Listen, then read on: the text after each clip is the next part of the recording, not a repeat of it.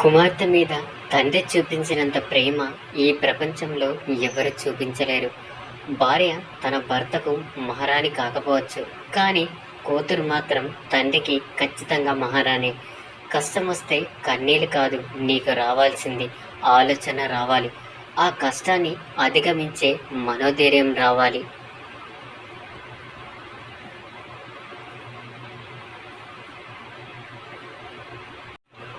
నీకు సహాయం చేసిన వారిని ఎప్పుడు మర్చిపోవద్దు. నిన్ను ప్రేమించే వారిని ఎన్నడూ ద్వేషించవద్దు. నిన్ను నమ్ముకున్న వారిని ఎన్నడూ మోసం చేయవద్దు. మీ స్నేహితుడు ఎవరో తెలిస్తే మీ క్యారెక్టర్ తెలుస్తుంది. మీ శత్రువు ఎవరో తెలిస్తే మీ కెపాసిటీ ఏమిటో తెలుస్తుంది. నీ యొక్క లక్ష్యం సముద్రమైతే పిల్ల కాలువలు నిన్నేం చెయ్యలేవు. ధైర్యంగా ముందుకెళ్ళు. భార్య అలిగిందని భర్త కూడా అలిగితే ఆ బంధం నిలబడదు. బంధం నిలబడాలి అంటే బాధను భరించాలి, బ్రతిమిలాడాలి, బుజ్జగించాలి. అప్పుడే ఆ బంధం శాశ్వతంగా నిలబడుతుంది.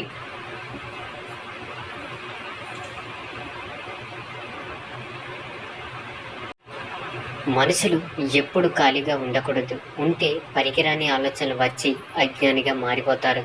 ఆపదలు, అపాయాలు మిమ్మల్ని హెచ్చరిస్తూనే ఉంటాయి. జాగ్రత్త పడండి, కానీ భయపడకండి.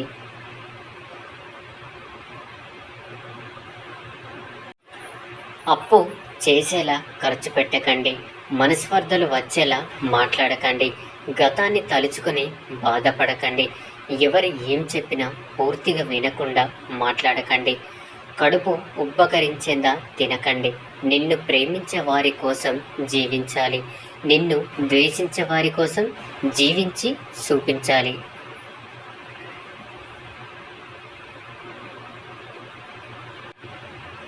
భర్త గెలుపుకైనా ఓటమికైనా సగం కారణం భార్య అన్నది ఎంత నిజమో, భార్య కన్నిటికైనా ఆనందానికైనా కారణం భర్తే అనేది కూడా అంతే నిజం. గతం గురించి ఆలోచించి ఉపయోగం లేదు. రేపటిని తలిచి భయపడడంలో ఉపయోగం లేదు. కాలంతో పాటు ముందుకు సాగిపోవడమే జీవితం. కానీ ఈ విషయం అర్థమయ్యేసరికి సగం లైఫ్ అయిపోతుంది. ప్రతి వ్యక్తి జీవితంలో ఏదో ఒక విధంగా బ్రతకేయాలి అనుకుంటే సర్దుకుపోతాడు. కానీ నేను ఇలానే బ్రతకాలి అని అనుకుంటే మాత్రం జీవితంలో పోరాడుతూనే ఉంటాడు. మాటలే కదా అని తేలికగా తీసి పారేయకు. ఎందుకంటే అవి మనుషుల మధ్య దూరాన్ని దగ్గర చేయగలవు, అదే దగ్గరను దూరం చేయగలవు. మాటలే ఒక వ్యక్తి జీవితంలో అమృతాన్ని నింపగలవు, విషాన్ని కూడా చిందించగలవు. కాబట్టి తగు జాగ్రత్త వహించడం ఎంతో అవసరం.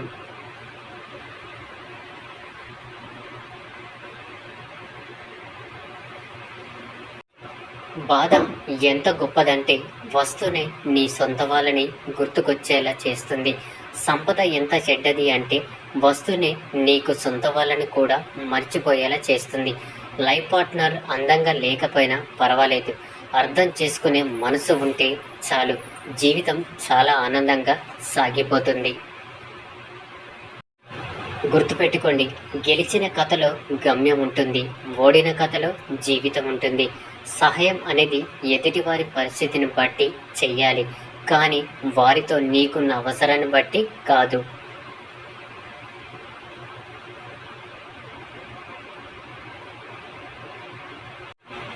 లైఫ్లో ప్రయత్నం మాత్రం మానకు.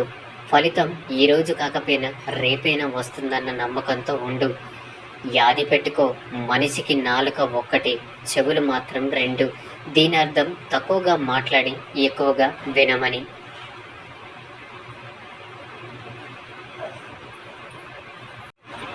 చెప్పుడు మాటలు చెప్పిన వారి కంటే వినేవారితోనే ఎక్కువ ప్రమాదం. ఎందుకంటే చెప్పిన వారు చెప్పి వెళ్ళిపోతారు, కానీ విన్నవారు వాడితో పెద్ద కథలు తయారు చేసుకొని భ్రమలు కల్పించుకొని అందులో చిక్కుకుపోతారు. మంచి బంధాలను పోగొట్టుకుంటారు.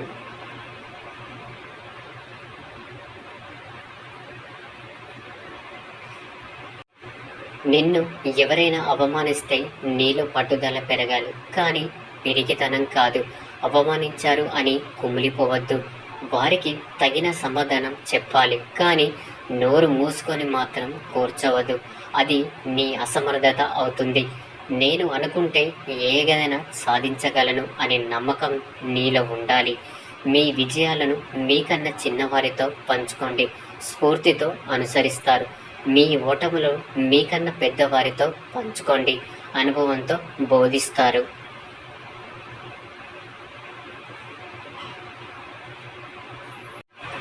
మీరు ఇతరులను అర్థం చేసుకోవడానికి ప్రయత్నం చేయనప్పుడు ఇతరులు మిమ్మల్ని అర్థం చేసుకోవడానికి ప్రయత్నించాలి అని ఆశించకూడదు.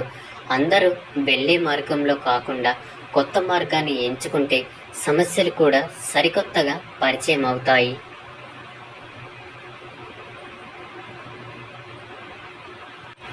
మీ పైన ఉన్న వాడిని చూసి బాధపడకండి.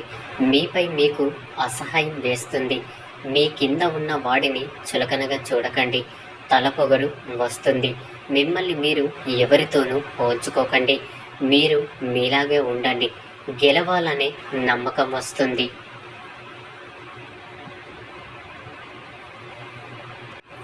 ఎదుటివారు అడగకుండా నీవు ఇచ్చే సలహా అన్నిటికంటే అతి చులకనైనది.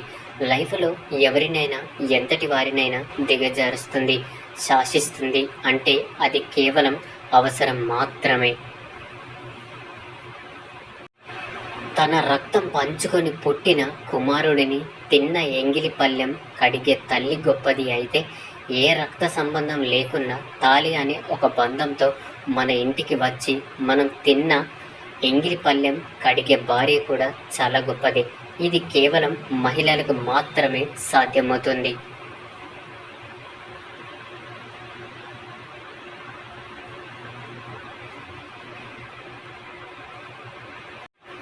చిన్నప్పటి నుండి ఎంతమంది ఫ్రెండ్స్ ఉన్నా పెళ్ళైన తర్వాత భర్తే ఫ్రెండ్గా ఉంటే ఆ భార్యకు మించిన అదృష్టవంతురాలు ఎవ్వరూ ఉండరు. ఆ జంటను ఎవ్వరూ విడదీయలేరు.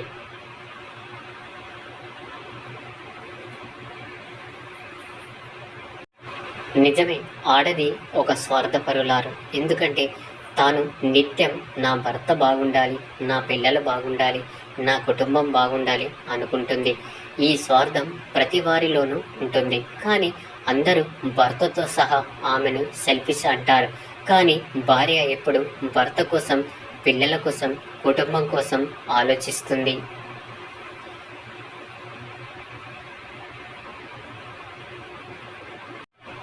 ఒక చెడు అలవాటుకి బానిసైన పర్వాలేదు, కానీ ఒక ఆడదానికి మాత్రం బానిస కాకూడదు. ఎందుకంటే వాళ్ళు లేని రోజులు ఉండాల్సి వస్తే భరించలేం. ఎదుటి వాళ్ళు ఎలా ఉన్నారో చూడకండి, ఎలాంటి వాళ్ళో తెలుసుకోండి. మిగతా వాళ్ళు ఏమనుకుంటున్నారో ఆలోచించకండి. వాళ్ళతో మీరు ఎలా ఉండగలరో చూసుకోండి. ఆ దేవుడు ఒక జీవికి ప్రాణం పోసి ఈ భూమి మీదకు పంపించాడు అంటే దానికి ఏదో ఒక ప్రత్యేకమైన కారణం ఉండి ఉంటుంది. అందుకే ఎంత కష్టం వచ్చినా మీరు ఎప్పుడు మీ జీవితాన్ని వదులుకోకండి, పోరాడుతూనే ఉండండి. లైఫ్లో సంతోషంగా ఉండే సమయంలో అయినా సరే, లేదా బాధపడే సమయంలో అయినా సరే, గుర్తుపెట్టుకోవలసిన ఒక నిజం: ఏ క్షణం కూడా శాశ్వతం కాదు. యాక్సిడెంట్లుగా ఎవరిని కలుసుకోరు. ఇందులో దేవుడు ప్లాన్ ఏదో ఒకటి తప్పకుండా ఉంటుంది. విడిచిపెట్టాల్సిన 5 లక్షణాలు: మొదటిది, అందరినీ సంతృప్తి పరచాలని అనుకోవడం. 2, అనవసరంగా ఎక్కువగా ఆలోచించడం. 3, నిన్ను నువ్వే కించపరచుకోవడం. 4, మార్పుకి భయపడడం. 5, గతంలో జీవించడం. నేనేమిటో నీకు తెలిసినప్పుడు ఎవరో గుర్తించాలని మంచివారిగా నటించకూడదు. విలువలకు మర్యాదలు అవసరం లేదు. వ్యక్తిత్వానికి కిరీటాలు కూడా అవసరం లేదు. ఆడదానికి డబ్బు పిచ్చి ఉండకూడదు, మగాడికి ఆడదాని పిచ్చి ఉండకూడదు. ఇవి 2 ఉంటే జీవితంలో సర్వనాశనం అవుతాడు.